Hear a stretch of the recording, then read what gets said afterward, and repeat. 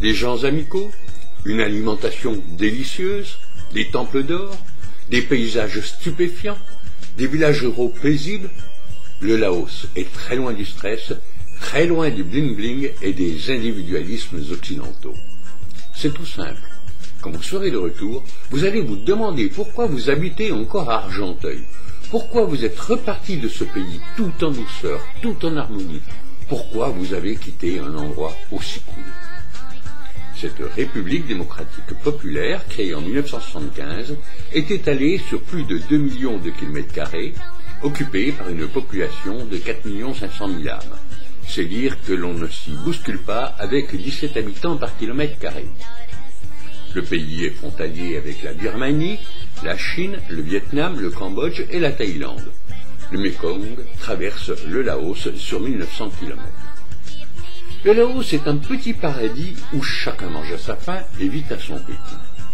Dans ce pays, les familles arrivent à subvenir à leurs besoins et réservent une bonne part de leurs petites ressources au futile plaisir qui rendent la vie agréable. Du Laos s'émane une sorte d'énergie revigorante. Ouverte au tourisme depuis les années 2000, on peut se rendre dans toutes les régions. Comme ailleurs, cependant, il vaut mieux s'assurer les concours d'un guide pour visiter le pays, qui est magnifique avec une végétation dense au centre de laquelle vivent des tribus attachées à leurs traditions. Vous découvrirez le Nord, avec ses minorités ethniques, ses fabuleux villages, ses chutes d'eau, sa forêt tropicale et ses montagnes. De nombreux temples sont à visiter. Au centre vous attend une région d'altitude, avec des forêts tropicales, ses torrents aux eaux turquoises et ses grottes. Le centre est aussi une région fertile, où se répandent les rizières, les plantations de canne à sucre et les bananeraies.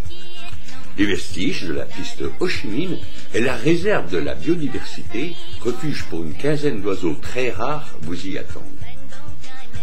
Au sud, le pays regorge de sites naturels et de cours d'eau, mais aussi l'essentiel des plantations de café du Laos.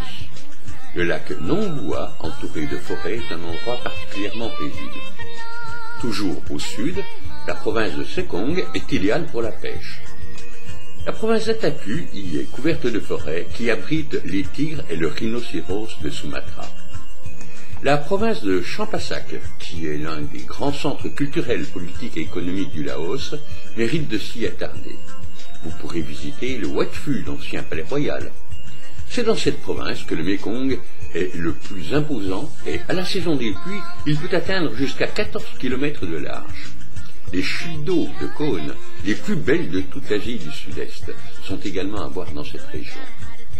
De Luang Prabang, l'ancienne capitale royale au charme désuet, au sud du pays, le Laos offre tout au long du Mékong une panoplie de sites sauvages extraordinaires.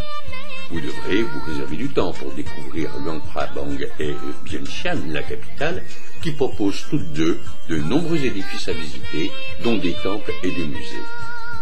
Vous ne pourrez en aucun cas regretter votre séjour au Laos, lequel, grâce à un développement mesuré, demeure un pays très authentique.